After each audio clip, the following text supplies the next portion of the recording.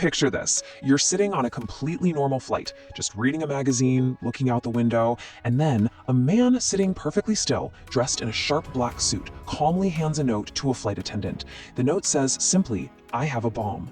Just a few hours later, that exact same man jumps from the plane with $200,000 in cash, plunging into a dark, stormy night, and he vanishes forever. It's the ultimate locked room mystery, but thousands of feet in the air. How does a man jump from a commercial airliner with all that money and just evaporate?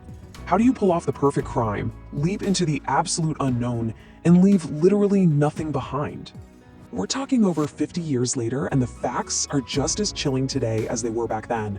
No body, no arrest, no confirmed sightings, ever. This right here is the incredible true story of the only unsolved airplane hijacking in American history, an absolute ghost story of the skies. Let's set the scene. It's the day before Thanksgiving, and the airport in Portland, Oregon is absolutely packed with families traveling for the holidays. In walks the Sky. Nothing about him stands out. He's not sweating. He doesn't look nervous. He just steps up to the counter and buys a single one-way ticket to Seattle under the name Dan Cooper.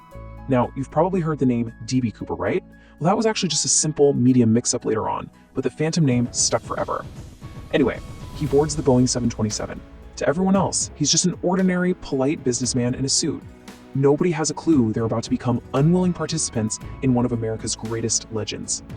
This completely normal flight escalates into a nightmare in a matter of minutes. Shortly after takeoff, Cooper hands a folded note to a flight attendant.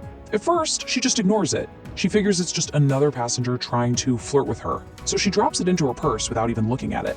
But Cooper isn't flirting, he's initiating a hijacking. The whole atmosphere of the flight shifts the second he leans forward. In an incredibly calm, measured voice, he tells her, "Miss, you'd better read that note." The message claims he has a bomb. She nervously sits down next to him, and he just barely cracks open his briefcase. Just enough for her to peek inside. And what she sees is terrifying. A mess of wires and menacing red cylinders. The crazy thing is, he doesn't shout. He doesn't panic at all. He calmly lays out his demands like he's ordering a cup of coffee. He wants $200,000 in cash, 4 parachutes, and a fuel truck waiting on the tarmac when they land in Seattle.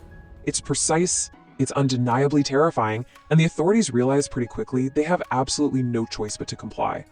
The FBI gets involved immediately. They land in Seattle, and there's this incredibly tense exchange. The passengers are let off the plane safely, totally clueless about how close they just were to disaster. In return, that massive $200,000 ransom is brought right out to the aircraft, along with the parachutes. Now, most hijackers would probably try to make a run for it right there on the ground, but DB Cooper was not like most hijackers.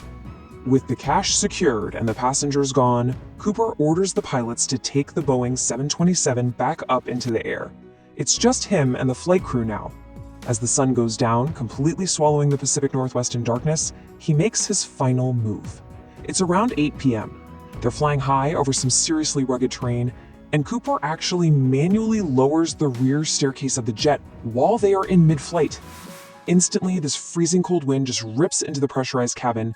It's pouring heavy rain outside in the pitch black, and the massive aircraft is shaking violently from the drag. And then, stepping out onto those lowered stairs, staring down into the freezing, storm-battered void of the wilderness, DB Cooper jumped.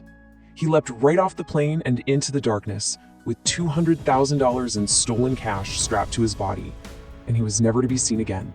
The second that plane landed safely without him, the FBI kicked off one of the largest and most intense manhunts in American history. We're talking legions of agents and local police completely fanning out. They searched the dense, unforgiving forests. They scoured treacherous mountains. They literally dragged the freezing rivers and investigated entire towns in the drop zone. And what did they find after all that? Nothing. Not a scrap of a parachute, no body, no Cooper. It was as if the sky itself had swallowed him whole. As the years slowly pass, the mystery only deepens, and the legend of DB Cooper just explodes. The FBI investigates thousands upon thousands of suspects. They look at former soldiers with paratrooper training. They interrogate professional skydivers, track down known criminals, and interview seasoned pilots. But every single promising lead eventually turns to dust. Nobody could definitively be proven to be the man in the black suit.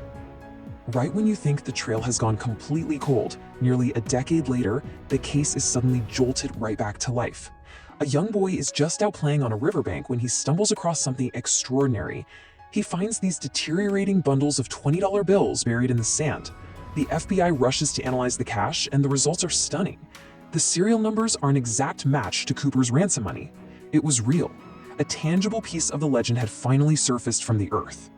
But as we so often see in this case, this discovery just created a massive new set of questions. How exactly did the money get to that specific spot on the riverbank? Did Cooper survive the fall and bury it there himself for later retrieval? Or did he die on impact and the money just scattered, eventually washing miles downstream over the years? Even today, decades later, top experts completely disagree on the answer. To this very day, those decaying bundles of cash remain one of the only confirmed pieces of evidence anyone has ever found. Recognizing the absolute limits of their leads, the FBI officially closed its active investigation into the hijacking back in 2016. But closing a file doesn't erase a legend. More than half a century later, the ghost of D.B. Cooper still haunts the Pacific Northwest. One quiet man, one ordinary plane, one utterly impossible escape. It all circles back to the ultimate question, the one nobody in the world has been able to answer. Did D.B. Cooper actually survive that jump? Some investigators firmly believe he died the moment he hit the freezing wilderness that night. There's just no way to survive it. But others?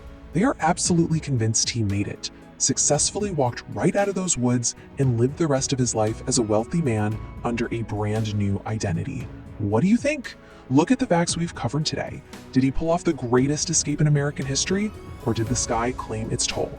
Let us know your theory down in the comments. Keep questioning the impossible, and I'll catch you in the next explainer.